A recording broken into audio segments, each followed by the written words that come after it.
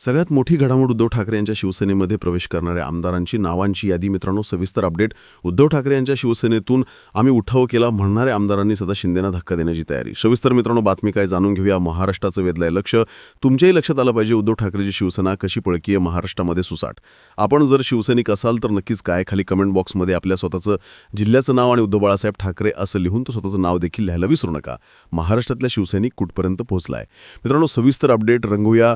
राज्याच्या राजकारणाला आता मात्र नवीन कलाटणी मिळू लागली आहे. महाराष्ट्रामध्ये मुंबईमध्ये शिंदेगडाची गरज आता भाजपला उरली नाही. भाजप आता शिंदेगडासाठी अतिशय मोठा निर्णय घेते आहे आणि यातच उद्धव ठाकरेंसाठी मात्र आनंदाचा दिवस सध्या समोर येतोय. यावरूनच मित्रांनो घडलेली ही सगळ्यात मोठी अपडेट जाणून घेऊया.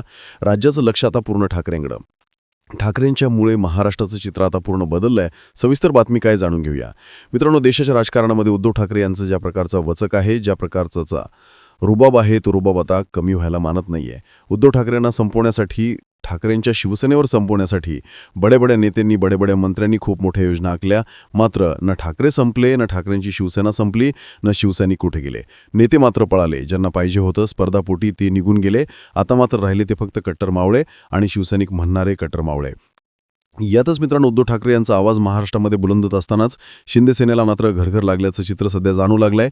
देशाच्या राजकारणामध्ये उद्धव ठाकरे यांचं ज्या प्रकारचं वचक राहिलंय, तो वचक आता भाजपला, शिंदेंना भाग पडतोय.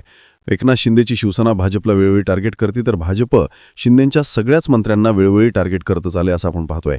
या सगळ्या राजकीय घडामोडी महाराष्ट्रासाठी अतिशय नव्या नाहीत, कारण की भाजप त्या प्रकारचं राजकारण करू पाहते. मित्रांनो, दुसरीकडे इकडे उद्धव ठाकरेंच्या शिवसेनेमध्ये राहिलेल्या उरलेल्या आमदारांना उद्धव ठाकरे प्रवेश देणार का, हा देखील तेवढाच महत्त्वाचा प्रश्न आहे.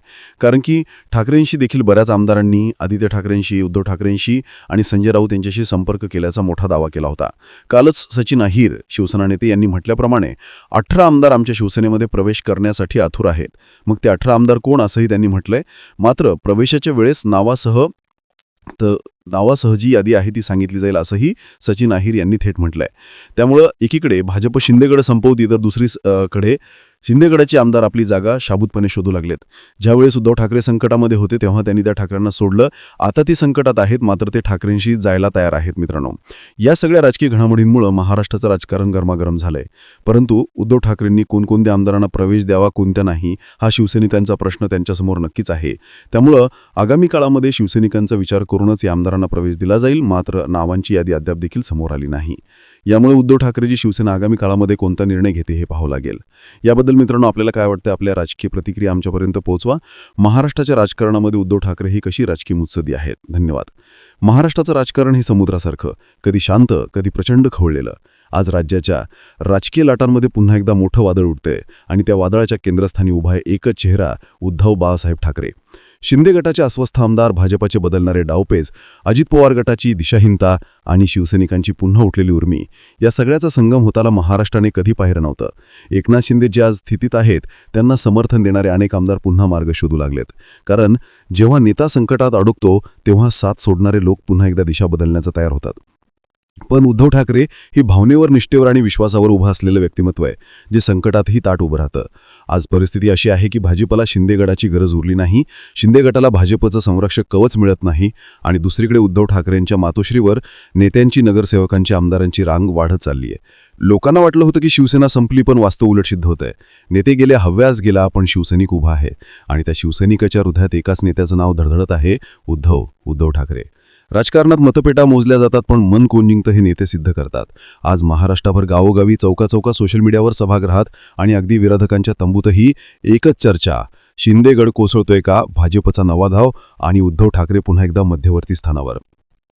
भाजप शिंदे सेनेला आऊट करण्याचं, त्यांच्या बहुतांश आमदारांना स्वतःकडे खेचण्याचं आणि आगामी निवडणुकांमध्ये शिंदे गटाला कमजोर करण्याचा डाव वागतेय.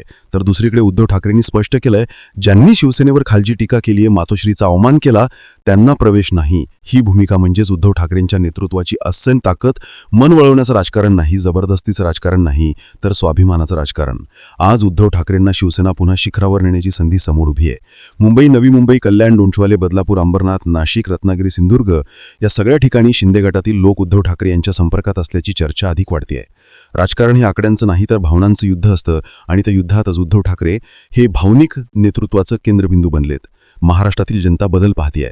शिवसैनिक पुन्हा जागे झालेत. शिंदे गटातील अनेकांची राजकीय जमीन ढासळत आहे. भाजप शिंदे गडावरचा प्रभाव काढून घेत आहे आणि मातोश्री पुन्हा एकदा महाराष्ट्राचा निर्णय घेणारं केंद्र बनत आहे. आता प्रश्न फक्त एवढाच, पुढचा फूट कधी होणार, कोण प्रवेश करणार, कोण बाहेर फेकले जाणार आणि कोण महाराष्ट्राच्या राजकीय पटलावरून अदृश्य होणार. मात्र एक गोष्ट मात्र स्पष्टपणे दिसतेय, राजकीय पटलावरून गायब होणारे नेते बदलतात, पण इतिहास लिहिणारे नेते कायम राहतात. उद्धव ठाकरे हे सत्तेचे नव्हे तर विश्वासाचे नेते आहेत आणि विश्वास हरवला नाही तो पुन्हा वाढतो, जसा आज वाढतोय.